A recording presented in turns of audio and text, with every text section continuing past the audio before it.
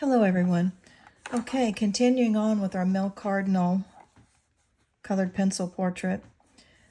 What I have done, if you were watching up until now, I have filled in with this taupe color on the Cardinal's back with 169, the Caput Mortem, and because it is a taupe color, and I'm going to go over that color too a little bit more. Also too, with my taupe colored pencil, I kind of sketched in his feathers here. Now, if you traced your pattern and you know exactly where every line goes, that's fine too. If you want to just kind of pencil it in and try to draw it in, that's awesome too. But I've taken this, I've tried to fill in where the wings, each individual feathers are this color, and kind of fill that in. Then I've gone back with my original oops, that's not it. With my original Pale Geranium Lake 121 and gone in and kind of colored in the red where it's red. Now, this looks a little bit like a rough stage right now, but I wanted to show you how I arrive at actually trying to get where the feathers lay down and what colors they are. Sometimes I have to work backwards. I'll work on one side a little bit, and then I'll kind of work on the other and just kind of meet it in the middle there. Now, since this Cardinal is out in the rain, I've made a few little tiny circles, if you can see here, on his back, where that's going to be the raindrops. So I really didn't want to fill that in with color. That might be a little bit dark there, but we can lighten that up if we need to. Anyway, so I wanted to get those in because I want to really leave those white. I can always use a white pencil to kind of fill it in, but I prefer to leave the white paper white if I can, where it is a true white. So anyway, then I've come up here where there's some red in this back and kind of filled it in a little bit more.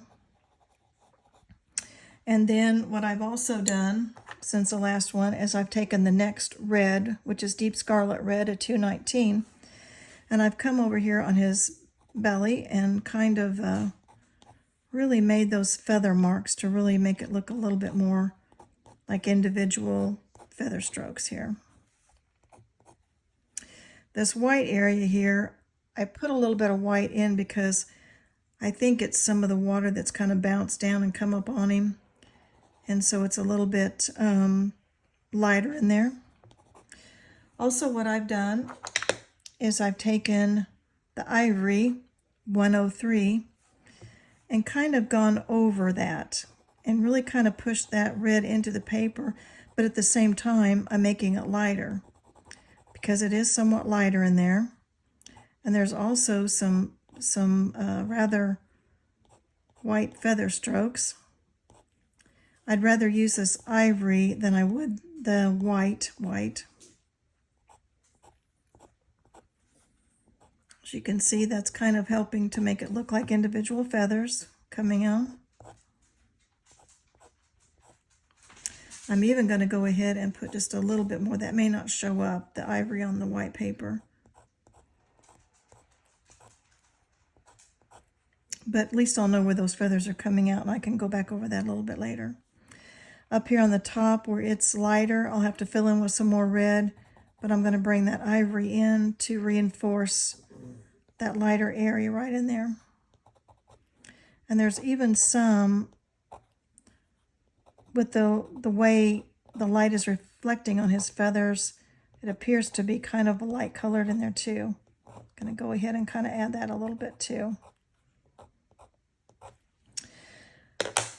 Then I'm going to go back to my the taupe color here, which is actually the Caput Mortem, and go down. Make sure your pencil is fairly sharp. Mine doesn't look sharp, but it's actually got some sharp edges on the side.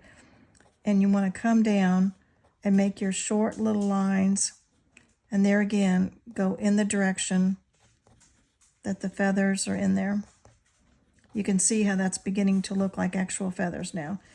So with colored pencils, you have to put in your under color, so to speak, for the most part on a lot of objects. And go back in, whether it's feathers, whether it has fur, you'll just lay that in on top of it.